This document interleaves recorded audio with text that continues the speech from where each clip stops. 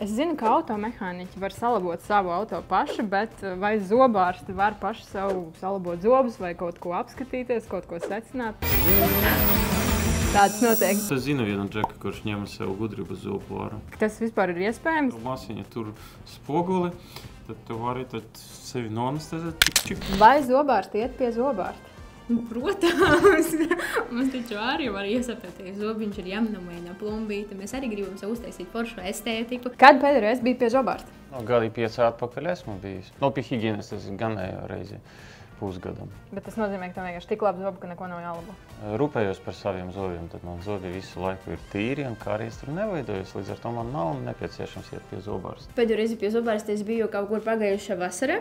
Tā kā ir jāiziet uz pārbaudi, ir jāuztaisa rentgenos, apskatītos, kas notiek zem manam plombītam. Un arī ir jāiziet pie zobu higienista. Nākat ciemos uz dentālārstu. Jā.